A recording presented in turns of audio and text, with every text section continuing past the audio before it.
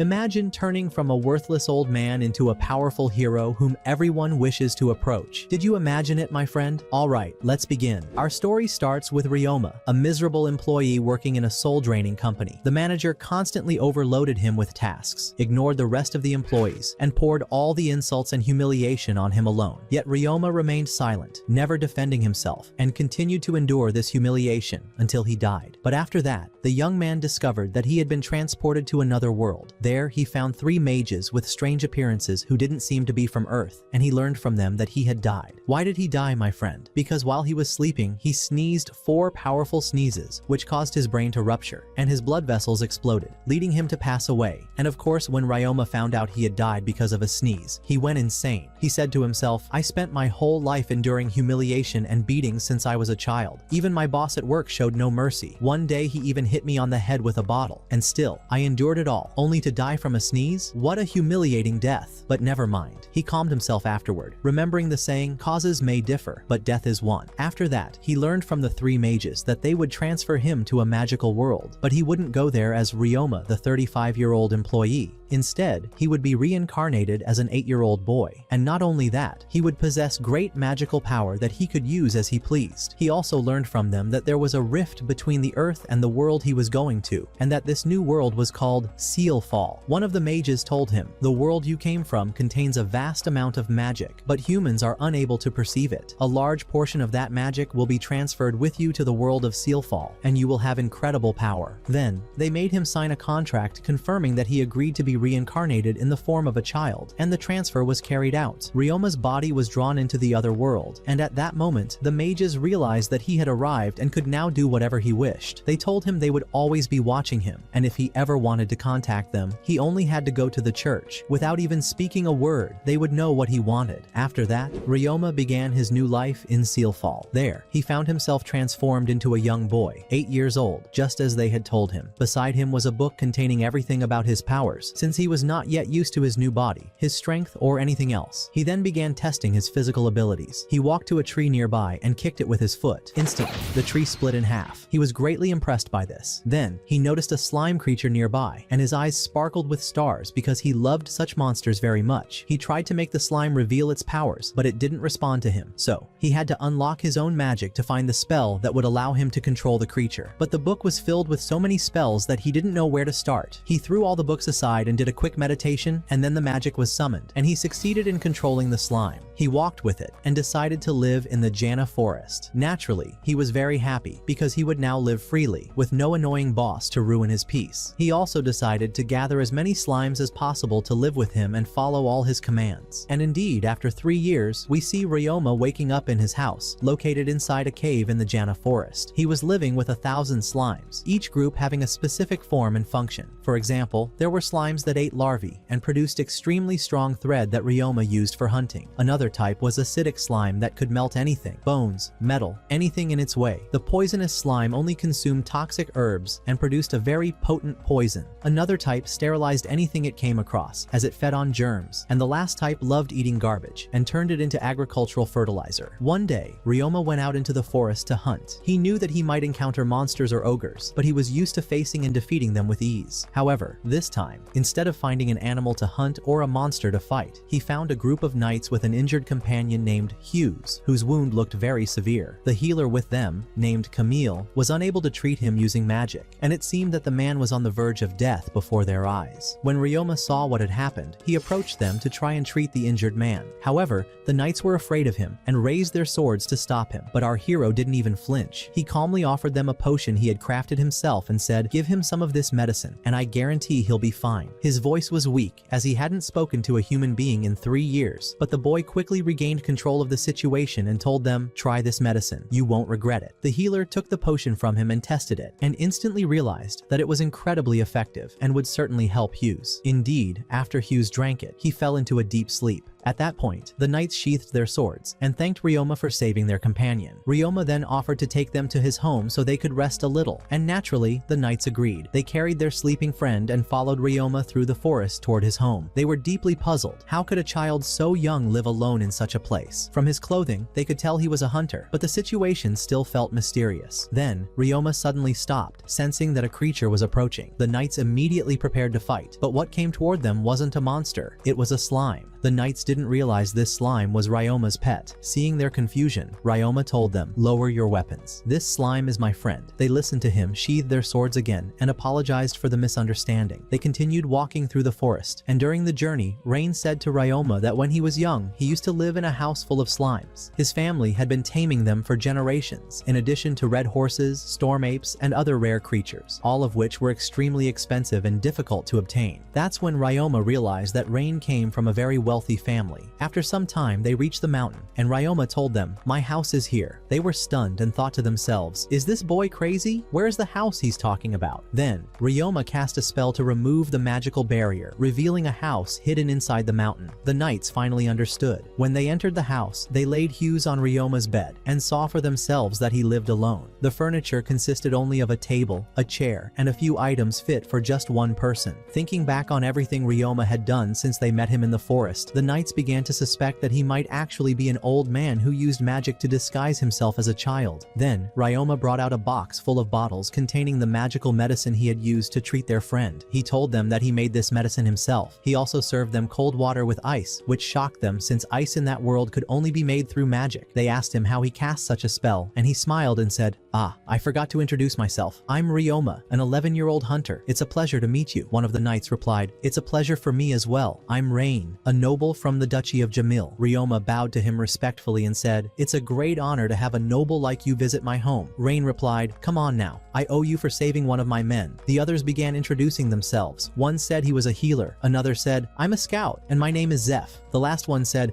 "I'm a knight, and my name is Gil. I apologize for pointing my sword at you earlier." Ryoma responded, "Oh, don't worry about it. It happens even in the finest of families." Then Rain explained what had happened. "While we were in the forest, we were attacked by bandits, but we managed to defeat them. After that, we encountered a massive black bear and killed it too, but before it died, it wounded Hughes. As you saw, when the horses saw the bear, they ran off." Rain then asked, "What would make a young boy like you, a hunter with knowledge of magic spells, live in this forest instead of a village? Why are you living alone here? Where are your family and relatives?" Ryoma replied, "The people in the village see me as a strange child, so I don't feel comfortable living there. By the way, I used to live with my grandfather and grandmother, but they passed away 3 years ago. Since then, I've been living here alone." At that point, the healer Camille brought out a magical crystal ball and explained that when someone touches it, it can detect whether they are a criminal or not. If the person is a criminal, the ball glows red. If not, it glows blue. It can also reveal the person's name, age, and combat abilities. Camille asked Ryoma to place his hand on the crystal. Ryoma felt trapped, but he had no choice but to comply to avoid suspicion. He placed his hand on the ball, and it glowed blue. However, Camille seemed surprised by something he saw. Ryoma asked him, "What did you see?" Camille replied, "Oh,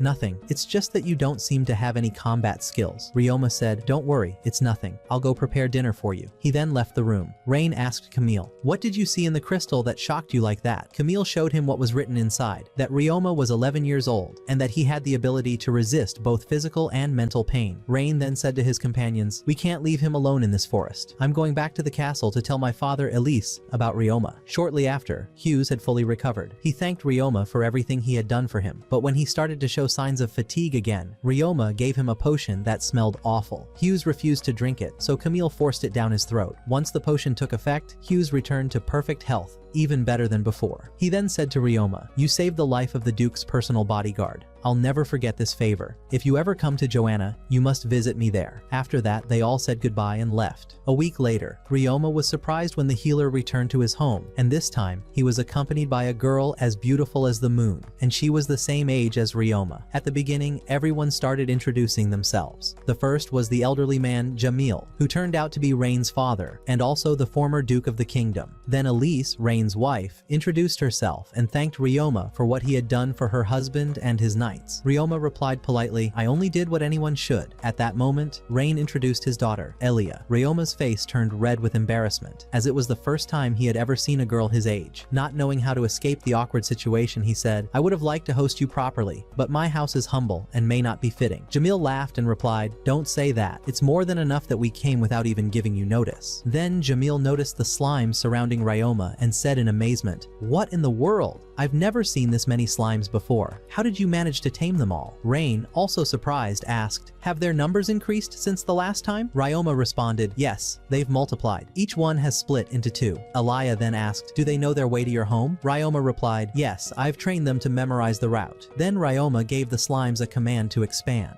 All the slimes gathered together and transformed into a single giant slime. Elia gasped and asked, "How did you do that?" Ryoma explained, "I can merge more than 100 slimes of the same type into one large slime, like what you're seeing now. It helps them enter the house quickly. Once inside, I return them to their normal size so the house can accommodate them." Everyone was astonished by Ryoma's skill in slime taming. Elise couldn't believe what she saw. She approached Ryoma and said, "How can you talk as if what you do is normal? You're a brilliant tamer and hunter. There's no one like you. That's why you must register your name with the Tamers Guild and share this genius discovery of yours." Ryoma replied, "I'll think about it later." Then he gave the slimes the command to return to their original size, and they did. Everyone then entered the house. At that moment, Rain presented Ryoma with a gift, a golden pocket watch, and said, "I noticed your home doesn't have a clock. Thought I'd bring you one that might be useful." Ryoma gratefully accepted the gift and thanked him with a smile. Then Elia said, "By the way, we didn't come just to bring you a watch. I come from one of the greatest tamer families in the kingdom, and I want to capture my first slime by myself, without help. Since you're an expert in slime taming, I'd like you to suggest the best place where slimes gather, so I can catch my very first one." Ryoma pointed to a small lake on a hand-drawn map of the forest and said, "Slimes usually gather here to drink. If you go to that spot, you'll definitely be able to catch one." Elia replied, "Now I know the place, but I still haven't decided what kind of slime I want as my first pet. What do you recommend? I've never seen that white slime of yours before. What is it exactly?" Ryoma said, "Those brown slimes you see eat trash and waste. They remove anything with a bad smell and turn it into compost, which I use for farming." Elia began writing down everything Ryoma said so she wouldn't forget. She told him this was the first time she had ever heard of this slime type. Then Ryoma picked up a white slime and said, "This one is called a cleaning slime. It can clean and disinfect anything." He pulled out a cloth and told her, "This cloth was from a fight I had with a goblin in the forest. I defeated it." He then handed the cloth to the slime, and within moments, the slime cleaned it until it looked brand new, better than any washing machine in the world. To prove that cleaning slimes don't eat flesh unless ordered to, Ryoma dipped his hand inside it and nothing happened.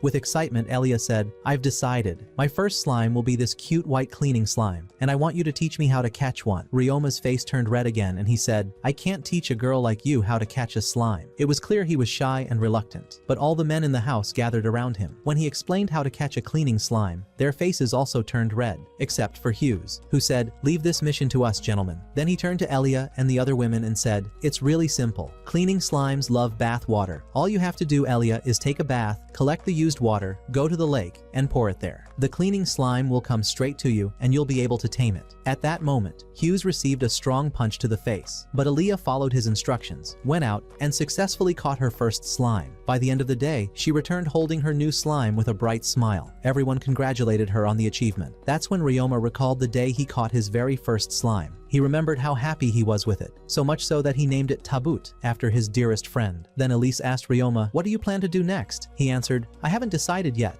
I might keep living here in the forest, or maybe I'll travel to another city. Depends on my mood." Rain said to him, "How about joining us on our journey to the city? And if you ever wish to return here, you can do so whenever you like." Noticing Ryoma's hesitation, Elia said, "By the way, this is my first journey too. I was very scared, and I still am. But because I agreed to join this trip, I've been through many adventures. I've learned a lot, and there's still so much more to learn. I'm sure we'll come across many things on the road that will teach us even more." Convinced by her words, Ryoma replied, "Well then, if that's the case, I'll go with you." Rain smiled and said, "Gather all your belongings and give them to Sebas, my steward. He'll store them in the magic chest. But Ryoma chuckled and replied, "Come now, Duke. Have you forgotten I'm a magician? I'll store my things myself." Rain was surprised. How is that possible? No magician can use a magic chest unless he's grown older, studied all forms of magic, and reached a high level. At that moment, Elise's eyes lit up with excitement. "If you want to learn any new spells," she said to Ryoma, "just tell me, and I'll share all my magical knowledge with you." Before Ryoma could answer, Elia added eagerly, "Say yes, we'll learn together." He smiled and said, "If we're learning together, then of course I'll accept." He then left to gather his belongings, placing everything neatly into his own magical chest until the house was completely emptied. After that, they all stepped outside, and Ryoma sealed the house using the protection barrier spell. Sebas summoned 2 large magical carriages pulled by horses. They split into 2 groups, Ryoma, Elia, her mother and father, along with Sebas in one carriage, while Rain and the others rode in the second.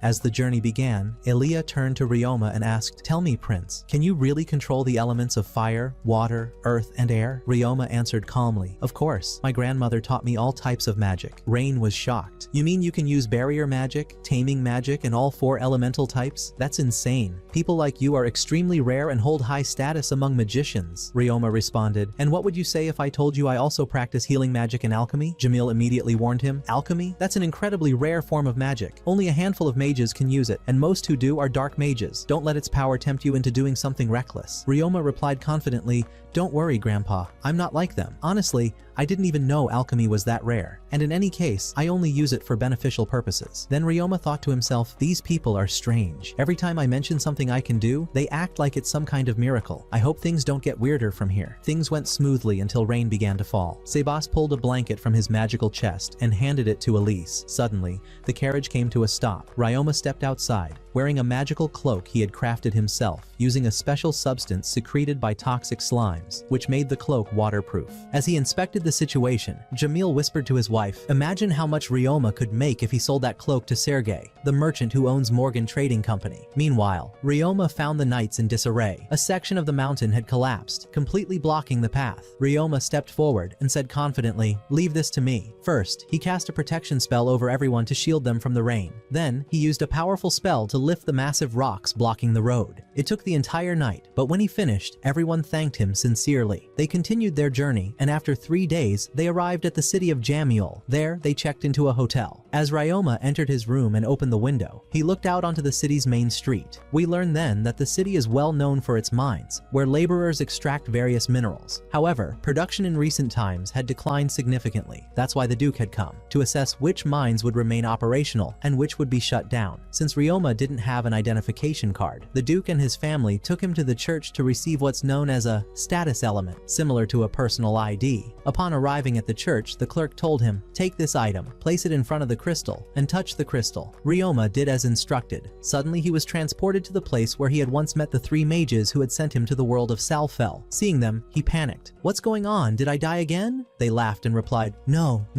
you're not dead. We just missed you and thought we'd check in." Then they added, "We're really impressed with your progress in this world, especially your house in the forest. But the best part? The bathroom is always spotless." Ryoma chuckled. "Well, I can't take credit for that. All thanks goes to the cleaning slime." They then revealed a surprising truth. There never was a cleaning slime, or even a garbage-eating slime. You created those species yourself, evolving them from other slime types. But that wasn't the only surprise. Ryoma learned that many other humans had been transported to the world of Salfel, some of whom had become members of noble families. For example, there was a woman highly skilled in magic who established a school for training in spellcasting and monster taming. She eventually met one of the Duke's ancestors, fell in love, and married him. That's how Elia inherited her magical abilities from her earthborn grandmother. Ryoma was overwhelmed with joy to discover that Elia also had roots in the earthly world. When one of the mages saw the joy in Ryoma's eyes, he thought to himself, "Let me ruin this moment for him a little." Then suddenly threw him a remark saying, "There was another person before you who was transported from Earth to our world, but he used the magical power we granted him for evil. However, he eventually managed to control himself and return to the path of good magic." Then the mage added, addressing Ryoma, "Be very careful. The magical energy you possess will attract leaders from both the good and evil realms of magic. Stay vigilant." Ryoma confidently replied, "Don't worry about me. I'll know how to keep them in check." After that,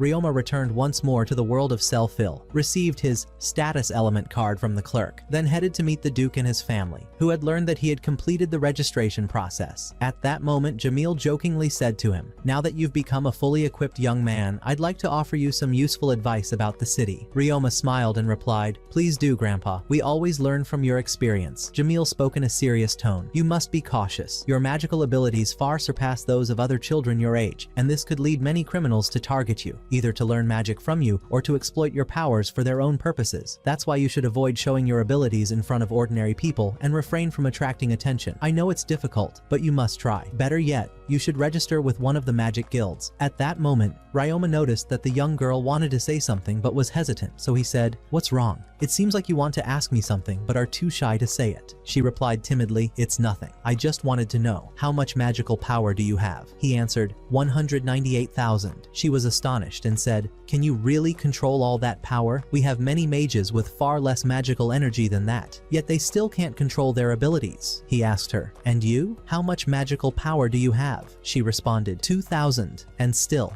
I can't control it. He gently said, "That's all right. It's simple. Practice using it again and again, and you'll gradually gain control." She was impressed by the idea and asked, "Where did you get that idea from?" He replied playfully, "That's the difference in abilities, my dear." After that, they went to the Magic Guild, but the guild refused to accept Ryoma, as joining required summoning and controlling a magical beast. Ryoma, however, always had his beasts with him and never needed to summon them. So the Duke and his companions took him to the Adventurers Guild, where the guild master himself conducted Ryoma's test. The first test involved hitting stationary targets with arrows, and Ryoma succeeded with a single hit for each target. The guild master said, "Excellent. Now let's make it harder with moving targets." But that didn't faze Ryoma, as he struck every moving target with incredible precision. Then came the final test, where the master threw a dagger at him to test his reaction. Ryoma not only caught the dagger with his hand, but also threw it back at the master using a magical spell to summon a weapon and attacked him with it. The master laughed and said, "I was just testing you, kid. You passed with flying colors, all 3 tests." Afterward, the guild master handed him the Adventurers Guild membership card, categorizing him as a G-rank adventurer, the lowest rank. He said, "I'll have you start from the bottom of the ladder, so the other adventurers won't grow envious of you." Ryoma replied, "All right, no problem." Ryoma received his first mission, which was to clean houses and bathrooms. The next day, he went to his first assignment. When he knocked on the door, a well-groomed cat opened it. Her name was Maya, and she belonged to a race known as the Beastkin. This was Ryoma's first time seeing a cat. As soon as the door opened, a foul odor wafted from inside, making it hard for Ryoma to breathe, unlike the trash slimes, who leaped into the box, eager to devour the garbage scattered everywhere. Ryoma then discovered that Maya's house was next to the waste area, and the shared wall had partially collapsed, allowing the trash to invade her home. No one had agreed to clean her house because of how much filth had accumulated, and she had lost all hope that someone would help her. So when Ryoma told her he would clean it, she couldn't believe it, and burst into tears of joy. Then Ryoma opened the slime box and said, "Let's get to work." They started with the dump site, where the slimes consumed all the garbage. Then Ryoma used the water control spell and thoroughly washed the place. After that, they moved to Maya's home. The trash slimes repeated their task with dedication. A gap in the damaged wall became visible. Ryoma called on the sticky slime to assist him, then used the stone spell to realign and attach the stones. After finishing the repair, he disinfected the area and finally handed Maya back her home, now clean and restored. She wept again from happiness,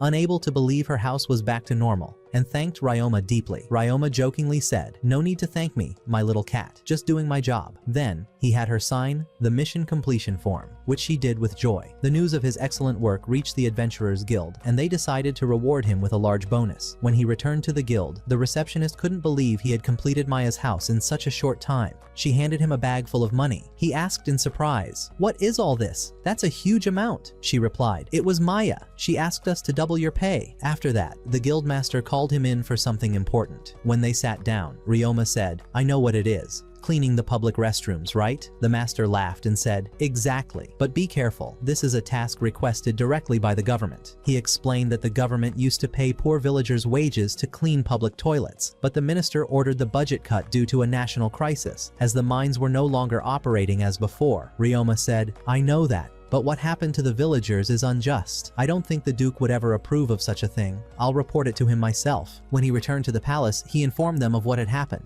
The Duke grew furious and said, "How could this happen? There must be theft going on inside the ministry. I never stopped paying the wages of the villagers who clean the public toilets. The full payments are still being issued. An immediate investigation must be launched so we can catch that corrupt minister." He then asked Ryoma to temporarily take on the task of cleaning the public toilets until the issue could be resolved. Ryoma agreed, of course. Afterward, the young man went to the public restroom area, and as soon as he opened the door to the first bathroom, he was struck by a horrible stench. He and the slimes immediately began cleaning. Since the slimes consumed a large amount of waste, each one split into two, which helped Ryoma complete the job much faster. However, Ryoma was shocked to discover the presence of toxic gases inside the public toilets. He quickly reported this to the Duke and his family. They were all deeply worried about him, but he reassured them, saying, "My body is immune to all kinds of poisons, so there's no danger to me. But if the villagers come near these toilets, they could die just from inhaling the fumes. That's why we need guards to protect the area during the cleaning process." The Duke then assigned a group of adventurers to accompany Ryoma and guard the restrooms during his work. The next day, the adventurers went with Ryoma, and while he was working, Elise arrived with the servants carrying food and juice for him. The adventurers didn't let them enter the restrooms, so they asked the servants to deliver the food to Ryoma, and everyone agreed. In the evening, Ryoma stepped out to take a short break, ate his meal, and drank some juice. In the morning, when the adventurers asked him to take a proper rest, he replied, "I won't rest until I finish the job." He returned inside to continue the cleaning, and the adventurers were amazed by his courage and strength. After some time, Ryoma completed the cleaning of all the public toilets. When he exited the last restroom, Maya greeted him and said, "Well done, hero." Then, the young man went to the Adventurers Guild and said to the guildmaster, "I've finished cleaning all 30 toilets." The guildmaster replied with admiration, "Well done, adventurer. Expect a great reward from us. Now go home and get some well-deserved rest." The following morning, as Ryoma was leaving the Adventurers Guild, he remembered his days back on Earth, when he used to work late into the night, only to return home in the morning and find his mother waiting for him. At that time, he felt that someone truly cared about him and about his life. But after his mother passed away, he returned to an empty home, and though it saddened him at first, he gradually grew used to being alone, used to having no one in the world. But this time, when he returned to the Duke's palace, he found the Duke and his entire family waiting for him, eager to make sure he was all right. Ryoma couldn't hold back his emotions and began crying out of pure joy. He said to them, "It's been so long since I last felt like I had a family that cared about me. I don't know how to thank you." Elise approached him gently and said, "From this day on, you do have a family that loves you and worries about you. Don't worry about anything. We're here for you. Everything is going to be just fine." The next morning, Elia woke up early and began preparing breakfast for Ryoma, with help from her mother and the servants. When Ryoma saw the royal-style breakfast, he asked, "Did you prepare this yourself?" Hughes joked, "Don't let it get to your head. It's just a little bribe, so you'll agree to what she's about to ask." Ryoma laughed and replied, "You don't need a bribe. You only have to ask." Elia said, "I was sure that the eggs I made for breakfast would win you over and get you to agree." Hughes added, "Indeed, your cooking is simply irresistible." Pretending not to hear him, Elia said, "Ryoma, I want you to teach me magic today." He answered, "With pleasure." After breakfast, they all went to a place near the forest, and Ryoma began teaching her how to control dark magic, water, and wind. At first it was difficult for her, but eventually she managed to wield the magic just like he did. Then the healer turned to Ryoma and asked, "Tell me, how do you use magic in combat?" Ryoma replied, "I'm not very skilled in that area." The healer then wanted to demonstrate, so he cast a flame arrow spell and shot it at a nearby mountain, breaking off a piece of it. Ryoma then used his own flame arrow and shattered a much larger portion of the mountain. The healer laughed in surprise and said, all right, you've surpassed me. Come on, let me teach you more." He then began showing Ryoma how to use water, wind, fire, and ice magic all at once in battle. And as expected, the student quickly outshone his teacher. Then, Siba stepped forward and said, "Now it's my turn. I'm going to teach you spatial magic." He continued, "Spatial magic, my friend, allows a magician to teleport from one place to another in less than a second." Ryoma replied, "Oh, come on!" And suddenly, he vanished from where he stood and reappeared in a nearby spot with incredible speed. Sebas said in amazement, "Excellent! Now I want you to teleport all the way to that distant mountain." Ryoma asked, "How do I do that?" Sebas replied, "It's simple. Just focus on the exact point you want to move to. It's easier than you think." Ryoma followed the instructions and successfully teleported to the top of the mountain in seconds. At that same moment, Sebas appeared beside him and said, Well done, hero. You learned that incredibly fast. Now I'll teach you how to use spatial magic to teleport living beings from one place to another. At that moment, Sebas used spatial magic to open a portal capable of transferring living beings from one place to another. He then began teaching Ryoma how to open such a portal himself. Ryoma kept trying over and over until he finally succeeded, and he felt overwhelming joy. This spatial rift would allow him to transport slimes from place to place without having to pack them into boxes and carry them on his back. The next day, Ryoma had a monster combat lesson. He headed to the entrance of a well-known mine along with Elia and the knights to begin the training. Elia appeared slightly nervous, as it was her first time fighting real monsters. The Duke and her grandfather encouraged and reassured her. They all entered the mine, and after walking a short distance inside, one of the scouting knights said, "Wait, there's a monster nearby." Everyone stopped, and suddenly, a mantis monster appeared. The scout explained that this creature was especially dangerous because it was never alone. There were usually at least 30 more of its kind nearby within the mine, but Elia gathered her courage and said firmly, "Leave this one to me!" She launched a fire arrow at it, but it had no effect. She then fired another arrow directly at its head, and this time she struck it down. Everyone praised her bravery. Soon, more monsters appeared, and Ryoma eliminated them all with a single strike. His garbage slimes then devoured the fallen monster's remains. At that moment, Elia spotted a metallic slime. She trapped it using an ice spell, then gifted it to Ryoma as a token of gratitude for teaching her how to control magic through fun and games. When they exited the mine, the Duke and grandfather congratulated Elia on catching her first monster. Meanwhile, Ryoma noticed a red shimmer in the sand near the mine's entrance. Using alchemy magic, he extracted metal from the sand, revealing a stunning iron ingot. Everyone around him was impressed. They summoned the merchant, Sergei, to inspect it. Upon seeing the ingot, Sergei gasped in amazement. "My goodness, I've never seen an ingot this beautiful before. The one who made this must be an extremely skilled alchemist." Jamil responded with a smile. "Indeed, it was Ryoma, the young man standing right in front of you." Sergei said, "I'd like to buy it. Name your price." Jamil replied warmly, "We agree to sell it, and all proceeds will go to Ryoma. We don't need the money." Ryoma could hardly believe it. He was overjoyed. Then the Duke turned to Sergei and warned, "Don't tell anyone that the alchemist who crafted this ingot is an 11-year-old boy. Someone might try to kidnap him." Sergei nodded quickly and said, "You have my word." The next day, Ryoma attended a meeting with the head of the Adventurers Guild and several members. The guildmaster informed them that all individuals who had stolen from the national treasury had been fired and arrested. He then explained their next mission, to track and eliminate the monsters within the northern mine. He reassured them that the creatures were relatively small, but warned there might be unexpected threats inside, so they should remain alert. Before heading out, Ryoma brought poison and acid close to the metallic slime to test its reactions. The slime was visibly terrified. Being made of metal, it was especially vulnerable to acid and toxins. Ryoma gently picked it up and comforted it, later playing ball with Elia using the slime as a toy. Then they heard the adventurers calling Ryoma for the monster hunt. He joined them and headed to the mine, where they were greeted by the guildmaster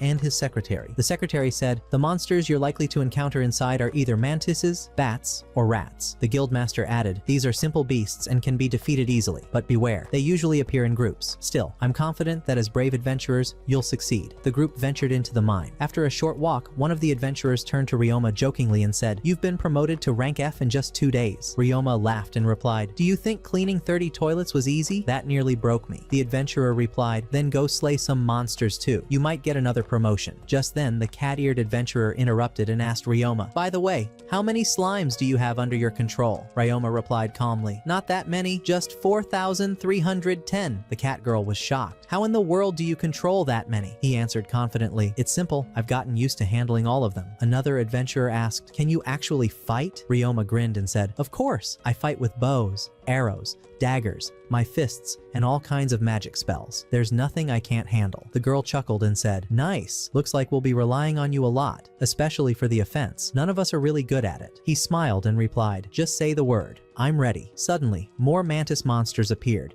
but the adventurers quickly defeated them. Then they discovered a large swarm of bats within the mine. Ryoma stepped forward and said, "I'll take care of this. I'll use a sound bomb spell. But first, I'll cast a sound barrier to protect everyone." After making sure everyone was shielded, he cast a small barrier on himself and then detonated the sound bomb. The explosion instantly eliminated all the bats. Ryoma then ordered the sticky slimes to devour the corpses. As they exited the mine, the guildmaster was waiting for them and said, "Goblin monsters have attacked the miners." The secretary showed them an image knowledge of the creatures and explained, "The goblin village is located inside the mine. There are over 500 of them. You'll need to eliminate them all." The adventurers formed a strategy. 2 of them entered the goblin village to provoke the monsters and lure them outside. As expected, the goblins chased after them and fell into a pit Ryoma had filled with acid slime. Many were killed on the spot, but due to their massive size, not all of their bodies dissolved completely. The rest of the goblins climbed over the corpses of their fallen comrades and launched a counterattack. The adventurers held their ground. The guildmaster himself joined the fierce battle against the goblins, and many were taken down with swords and spells. But they soon realized the enemy count was far greater than 500. Meanwhile, the healing slimes were assisting the injured miners. More goblins began to emerge. Ryoma declared, "There's no other way now." He used spatial magic to summon a large number of slimes into the mine and ordered them to attack the goblins. The adventurers fought alongside them, cutting down more monsters. Finally, Ryoma decided to use the sound bomb again. He cast sound barriers to protect everyone, shielded himself, and unleashed the bomb. The explosion paralyzed the goblins, making it easy for the slimes to finish them off completely. And then, my friend, the Goblin King appeared, coming to wipe them all out. But do you think Ryoma would just stand by and do nothing? Never. He immediately commanded all the slimes to attack, and sure enough, they managed to bring him down. With that, Ryoma, the slimes, and the adventurers had successfully defeated 2,000 goblins in total. After the battle, Ryoma asked the cleaning slimes to clean the adventurers and their clothes, which were almost discarded due to how filthy they had become. At that moment, Maya said to him, "Ryoma, if you opened a laundry shop, you'd become a millionaire for sure." The idea resonated with Ryoma. When they exited the cave, the villagers thanked Ryoma, as the healing slime had saved the workers who had been attacked by the goblins, and everything returned to normal. After the adventurers returned to the Duke's mansion, Ryoma had already made up his mind to leave and become independent. He met with the Duke and his family, told them everything that happened during the mission, and thanked them for all they had done for him. Then he said, "I've decided to part ways with you and live independently." Eliaya was visibly moved and asked, "Why do you want to leave us? Did someone upset you?" He replied, "No, not at all, but I've come to rely on you for everything. I feel like a spoiled child. That's why I want to stand on my own." The Duke responded, "We knew this day would come. We were just waiting for you to take this step." Eliaya added, "I never imagined Ryoma would ever leave us." Her mother said to her, "Just as you're leaving to attend the Magic Academy and learn on your own, he too must take this journey for himself." Then the grandfather said with a smile, "We agree to let you go, but on one condition. You must write us a letter every day to let us know how you're doing." The Duke added, "And you must come visit us from time to time so we can see you again." Elise said, "Don't ever hesitate to ask us for help, no matter what. Also, you must continue living in this inn. It's ours, and your stay will always be free." Then Eliaya said, "I have 2 conditions. First, we must meet again after 3 years. That's when I'll have my first break from the academy. Second, we must meet again after 6 years, once I graduate. And if you forget those 2 dates, I'll make you regret it." He smiled and replied, all right, I won't forget." Then he asked them, "Are you leaving the city too?" They replied, "Yes, we'll be leaving once the grill frog season begins." He asked, "Aren't those the frogs whose skins are used to make weapons?" The Duke said, "Exactly, and their organs are used for medicine as well." Eliaya added, "During that season, a rare bird called the lemur appears. It's an incredibly beautiful creature with a lovely voice, but it's extremely difficult to catch because of its speed." Ryoma said, "I'd really like to see that bird." Elise told him, "If you want to see it, you'll have to come with us." He replied, "You can count on it." Then Ryoma told them that he planned to open a laundry business. He'd noticed how adventurers always threw away their clothes after fighting ghouls, as the stench was impossible to remove. At that moment, the maids entered the room and said, "You'll earn a fortune from this project. You're cleaning slimes clean clothes like magic." The Duke said, "Tomorrow, I'll arrange a meeting with the merchant Serge so you can present your idea to him and hear what he thinks." The next day, they went to see Serge. When he saw how clean the clothes were thanks to the slime, he said in amazement, "This is incredible, Ryoma. I'm totally on board with your idea, and I'll support you. But first, you need to register with the Merchants Guild, so the big merchants don't trouble you." And so they all went to the guild, where they met the guild master. She agreed to enroll Ryoma, gave him his membership card, and also offered to sell him a great property to use for his laundry business. The next day, Ryoma went with Serge and Eliaya to check out the location. Serge told him, "This place used to be a grand hotel, but it burned down. Ever since, no one's been interested in buying it." Ryoma looked at the map and said, "This location is perfect. It's near a residential area and the Adventurers Guild. I'll take it." Serge laughed and said, "Great, I'll bring the workers tomorrow to start renovations. And don't forget my commission, boss." The following day, Ryoma began preparing the place with his slimes. Even the knights helped, laying tiles and cleaning up the storefront. When Eliaya told him, "Take a break, it's been a while since you've rested," he replied, "This is nothing compared to the exhaustion from my old job." He was referring to his work at the programming company in his previous world. She asked, "What exactly did you do?" He said, "A lot of things. I made little dolls and sold them, moved goods between shops, stuff like that." She said in surprise, "Really? You used to make dolls? I want one." He smiled and said, "All right, I'll make you one." Once everything was ready, Ryoma told Hughes that he'd hold a grand opening party for the laundry shop, with food and drinks for everyone. Hughes said jokingly, "I'm definitely in. There's food involved." Ryoma then left and headed to the temple, where he was transported to the other world. Upon his arrival, one of the sorcerers said to him, "Be careful. You can no longer hide your emotions like a child. That's dangerous. You must be cautious from here on." Ryoma understood the warning and said, "I will." Then, he returned once again to the world of Sealfall. The next day, Ryoma visited the Duke's family and invited them to the grand opening of his laundromat. He had prepared a banner that read, "Wash your clothes twice and get the third wash for free." He then invited everyone who had helped and supported him, including the adventurers, the merchant, the head of the Adventurers Guild, the head of the Merchants Guild, the knights, and nearly everyone he knew. On the following day, Serge arrived with the twins, Carla and Callum, the two employees he had promised Ryoma to help him run the laundromat. On the way, Serge warned them, saying, "Be careful. Though the owner of the laundromat is only 11 years old, he is close to the Duke's family. So,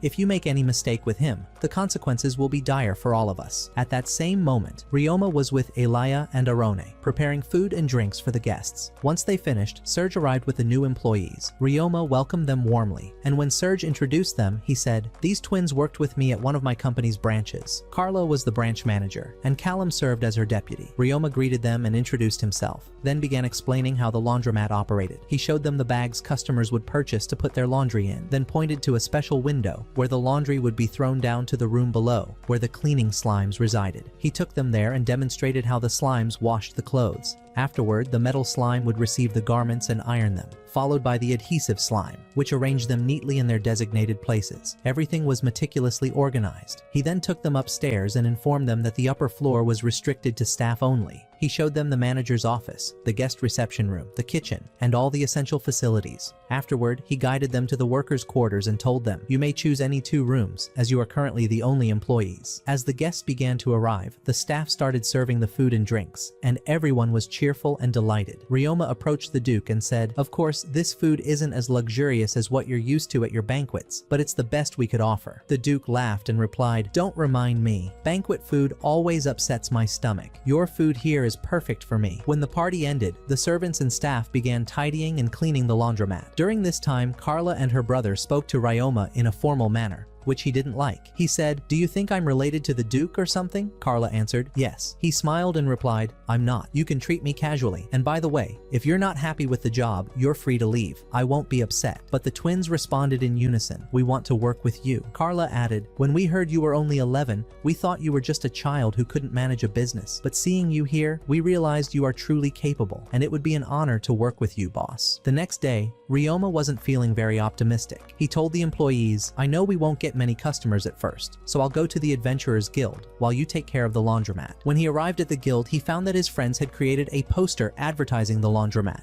and hung it on the wall for everyone to see. He thanked them sincerely, then selected a new cleaning mission. After completing his mission and returning to the laundromat, he was surprised to see an overwhelming number of customers, so many that they blocked the entrance. He used his spatial movement skill to enter and help the employees with their tasks. By the end of the day, everyone was exhausted, and Ryoma thanked them, saying, "I'll hire more staff so the workload is divided, and you can all get more rest." He went to the Merchants Guild and asked the head to send him more employees, as the project was succeeding and the workload was increasing. She replied, "Consider it done. Just tell me what you need." He then visited the Duke and told him everything that had happened. The Duke advised him to visit the royal guards, as they constantly needed their clothes and armor cleaned. Working with them would provide a stable income. Ryoma promised to visit them soon. The Duke then noticed signs of fatigue on Ryoma and said, "You seem exhausted. You should rest so you can continue your work tomorrow." Indeed, Ryoma went to his room, and despite his exhaustion, he felt immense joy. His project had succeeded, and he was surrounded by people who cared for him. The next day, even more customers came. When one lady noticed noticed that her clothes looked clean and brand new. She thanked the employees and said, "I'll wash my clothes here every day." Everyone in the laundromat heard her and was overjoyed, knowing they had finally found a reliable place to clean their garments efficiently.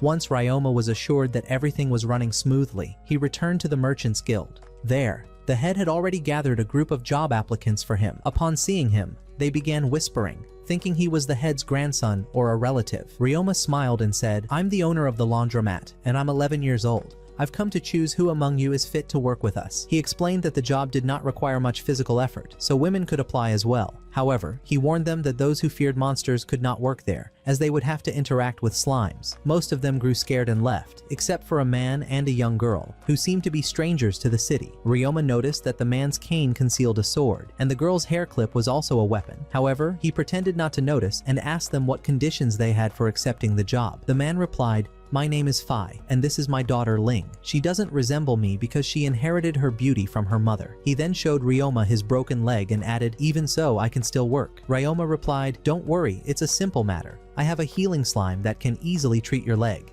They then spoke about housing, and the man explained that they were poor and couldn't afford to rent an apartment. Ryoma told them, "That's solved too. I have lodging available for workers and staff." He then asked, "What's the story behind the weapons you're carrying?" They were surprised he had figured them out. Fai said, "I didn't expect you to be so perceptive. Since you know, I'll tell you the truth. We used to be hired assassins, but we left that life after our leader died. We managed to escape from our country before the regime there could kill us, and we arrived here with nothing. No money, no possessions." Ryoma turned to the head of the guild and asked, "Did you know they were former assassins?" She replied, "Yes, but don't worry. They're good people, and I vouch for them with my life." Ryoma then said to them, "I wish to benefit from your experience, and would like to appoint you as guards for the laundry." The employees immediately agreed, and he took them there. Upon arrival, they were surprised to find the laundry packed with customers. Ling said in astonishment, "Are you sure you just opened 2 days ago? The place is full of people. This is really encouraging." He laughed and said, "It's Thursday today, don't jinx it, my lady." Then Ryoma introduced them to the staff, turned to Faye, and said, "You'll be in charge of receiving customers." Faye approached the cashier with a smile. Ryoma then said to Ling, "Enter the slime room and receive the clean clothes from them." Without saying a word, she went into the slime room. When she saw how they worked, she was deeply impressed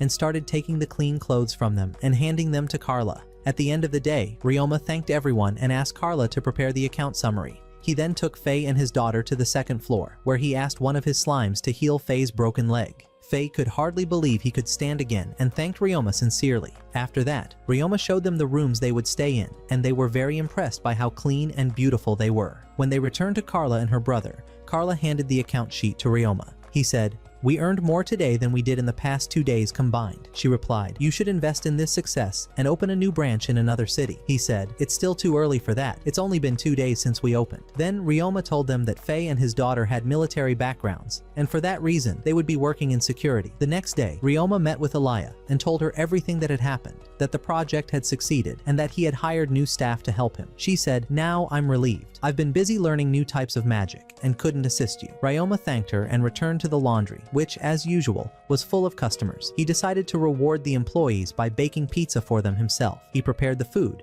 and at the end of the day, they all sat together and ate. The food was delicious, and everyone loved it. The next day, Ryoma told the employees, "I'll be hiring more staff soon, and I'll make sure to provide meals and improve the workflow. If only all managers were like Ryoma, life would be perfect." Then Ryoma returned to the Merchants Guild and asked the manager to send new employees, including a cook. She brought him 3 women and said, "These 3 are from the same village. They came to Gimel City looking for work." The cook introduced herself and said, "My name is Celia. I used to work as a chef in major hotels, and I'd like to work with you." Ryoma agreed and hired her along with the other 3 girls. Passed since the laundry opened, and things started going even better. Sales increased significantly. The staff were comfortable in their work, and when the Duke's family saw the line of customers waiting outside, they were delighted. The Duke said, "I knew he'd succeed, but not this quickly. This puts us at ease, knowing we can leave him in the city on his own." The next day, Sergei met Ryoma and asked, "How's work going?" Ryoma replied, "Everything is great. The employees you recommended are doing an excellent job. I've hired more, and my profits are increasing every day." Sergei said, "What if I told you we could increase your profits even more?" Ryoma asked, surprised, "How would that happen?" Sergei replied,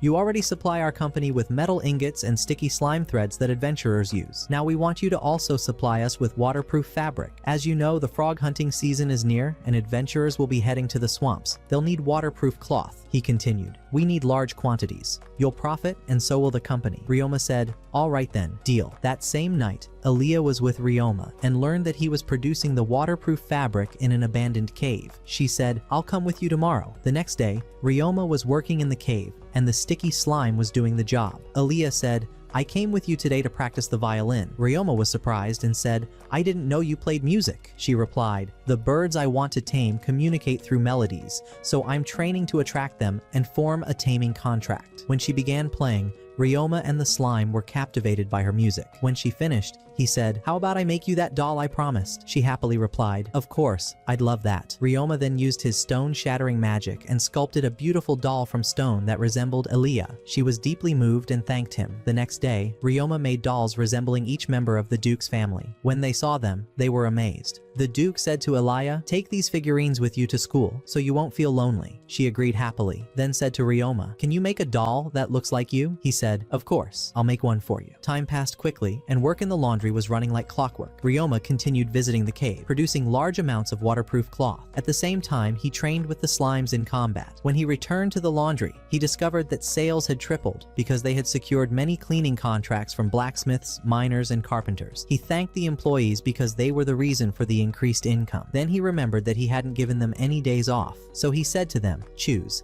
Either we close the laundry one day a week and everyone gets a break, or each of you gets a day off separately. The employees were touched by his words. None of them had ever worked for someone who cared about them, nor had they ever been given time off. At that moment, Celia the cook said, the food is ready. Ryoma smiled and said, you arrived right on time. Starving. The next day, when Ryoma went to the Adventurers Guild, the receptionist informed him that a group called the Seacam Harbor Party had arrived from a distant city, bringing with them a rare type of slime. They tried to sell it to the guild, but the guild refused, which left them deeply frustrated as they were in urgent need of money. Ryoma took the situation seriously and said to her, tell me where they are, quickly. She told him they were at a tavern, so he headed there immediately. When he arrived and asked about them, he found them in a terrible state. Their money had completely run out. They introduced themselves to him, and he told them that he owned a laundromat. He then asked about the slime they had discovered, and one of them responded, I'm Shin, the leader of the group. Please, ask anything you'd like. Ryoma replied, it's a pleasure to meet you. Show me the slime you brought. If it's truly rare, I'll buy it from you. When they showed him the slime, it was red and resembled blood. Ryoma immediately said, I'll take it. He gave them 2 gold coins. Shin couldn't believe his luck and thanked Ryoma profusely for his generosity. Ryoma then said to him, the frog hunting season is almost here. I advise you to get a permit from the guild and go hunting. I hope to see you at my laundromat. I promise you'll be pleased with the service. After leaving them,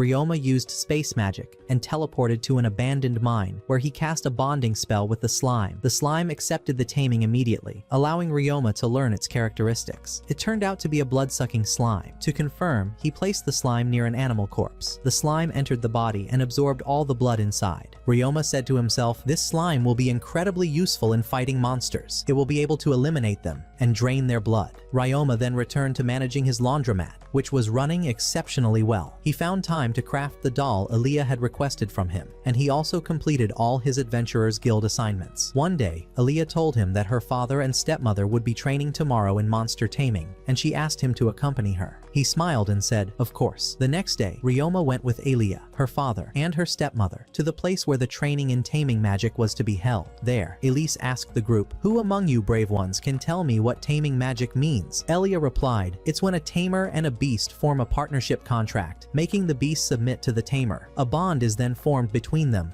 allowing them to communicate and act together. Elise said, excellent, your explanation is spot on. Now, let's move to the next level and learn shared perception magic. She added, this magic allows you to see and feel everything your tamed beast perceives and vice versa, which makes it extremely helpful when facing danger. Reinhardt commented, this type of magic isn't something just any tamer can use. It requires great experience. After that, Elise presented them with 2 bird-like creatures and said, today you will practice shared perception magic with these birds. Indeed, both participants began to communicate with the birds, and the birds agreed to form a bond and be controlled. Elise said, I want you to focus on the bond between you and the birds, to see what they see. As usual, Ryoma succeeded on the first try, and was able to view everything from the bird's perspective. Afterward, they sat down to rest rest and drink tea. The Duke said to Ryoma, I thought this kind of magic would be difficult for you, but it seems nothing stands in your way. Elise added, Ryoma still has much to learn. She then told him that she was a tamer, capable of summoning her personal beast, and indeed, within moments, a giant white wolf appeared and sat at her feet. At first, Ryoma thought it was going to attack her and was ready to intervene, but Elise reassured him and said, This wolf is called Laruk Fenrir, and he poses no threat. Ryoma said, I thought Laruk Fenrir beasts were just legends, not real. She answered, They're no myth. They are larger than regular wolves, resemble them in shape, and are skilled in using ice magic. And by the way, I've tamed 20 of them. Ryoma was deeply amazed and said, Taming even one Laruk Fenrir beast is incredibly difficult. Elise continued, Even I have tamed 100 mutant wolves before. Ryoma looked at himself and said, And here I was, proud of raising my slimes. They're nothing compared to the beasts Elise has tamed. The Duke said to him, Elise is a skilled tamer. Despite how hard it is to tame such creatures, she can handle taming many of them at once. Imagine, Ryoma, if your wife was better than you? Elise laughed and said, But don't forget, you're unbeatable with a sword. Then she added, What would you say if you knew that Jamil tames dragons? And the Duke too. He tames four-legged beasts, although he's modest and doesn't brag about it. She continued, By the way, Jamil tames fewer than 20 beasts, but half of them are dragons. When Ryoma asked where they kept all those beasts, Jamil said, We own a large estate where all the beasts are kept. It's guarded by dragons to prevent any escape.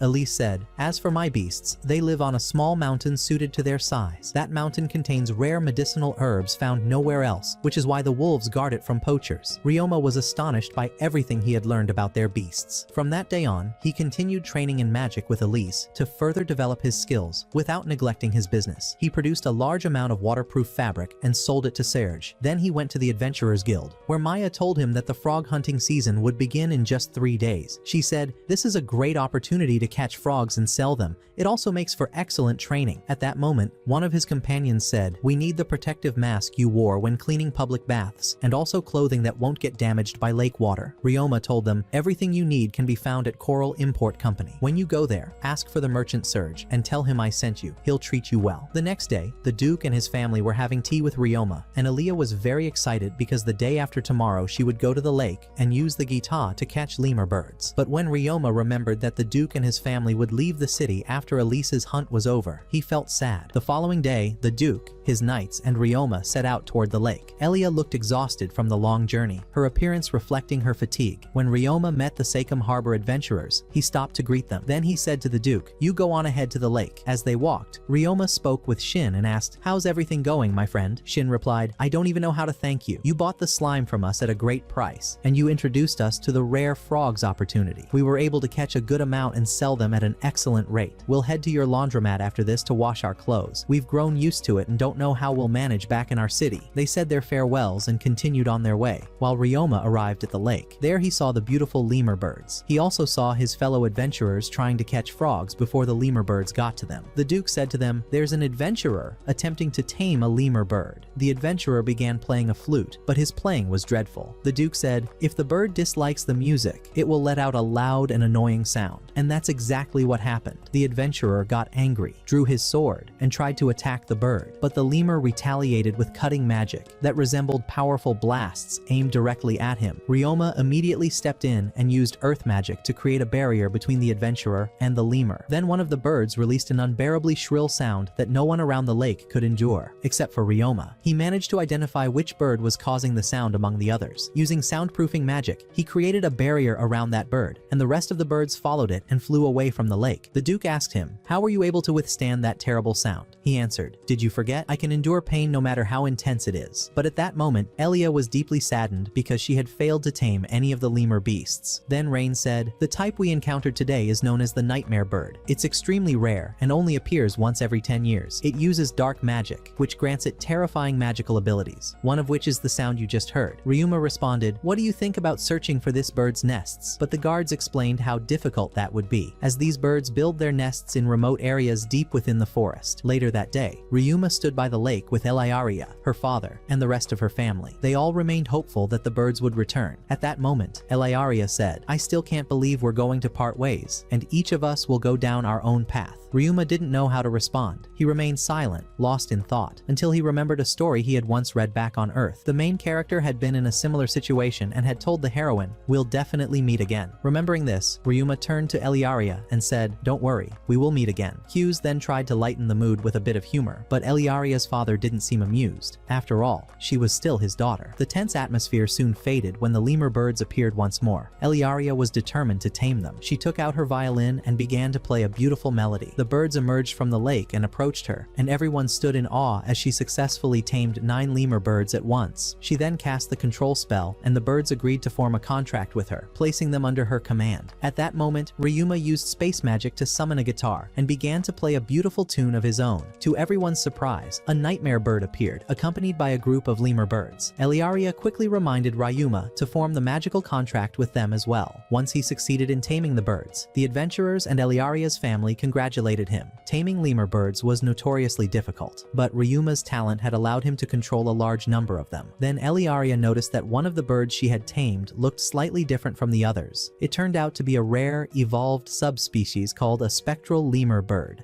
capable of using white magic, the most powerful form of magic. When they returned home, a large celebration was held to honor Eliaria for taming her first magical creature. It was also a farewell party for Ryuma, as her family would be leaving the city the following day. Eliaria was deeply saddened by the thought of parting from Ryuma. She told him, "I never really had any friends. All the children around me were always afraid to get close, either because of my family's status or because of my magical powers." She continued, "When I was 5, I was playing with an older boy. At the time, I hadn't yet learned how to control my magic, and I accidentally froze him. My parents stepped in quickly and apologized to his family, and they accepted the apology. But the boy went and told all the other children that I did it on purpose. From that day on, they all feared me. No one ever tried to become my friend again." After she finished her story, she noticed a look of concern on Ryuma's face and asked, "Are you afraid of me too?" He replied, "I could never be afraid of you." She smiled and said, "And I'm not afraid of you either. That's why I want you to have this." She pulled out an elegant box. Inside, Ryuma found a pendant with a deep red ruby. "My mother gave it to me as a gift for my 10th birthday," she said. Ryuma hesitated, "But this pendant is incredibly valuable and rare. I can't accept it." But she insisted, "I want you to keep it until we meet again. Friends give each other gifts when they part ways, so they can remember one another. I want you to remember me through this." Ryuma thought to himself, "Now I'm in a real dilemma. I have to give her something too." He looked around and, having no other options,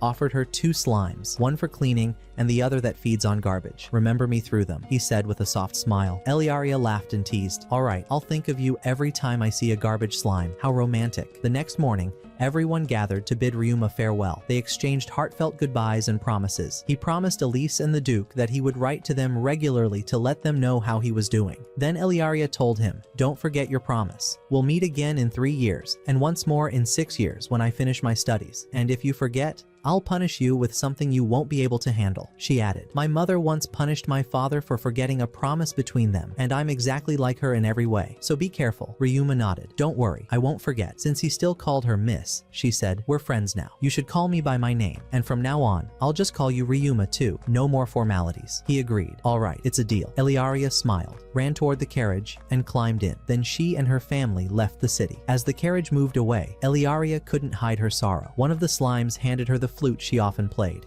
As if asking her for one last tune, she took it gently and played a slow, sorrowful melody. Her tears flowed freely, and she made no attempt to stop them. Meanwhile, Ryuma decided to check in on his laundry business first, then head to the abandoned mines, where he planned to build a new home. He had made up his mind to leave the inn he had been staying in. He told himself, "I can't waste a single moment. I need to keep learning and improving, just like I promised Eliaria, the Duke, and their family." And with that, the story of our anime comes to an end. If you enjoyed it, let us know in the comments, and don't forget to like and subscribe. See you next time.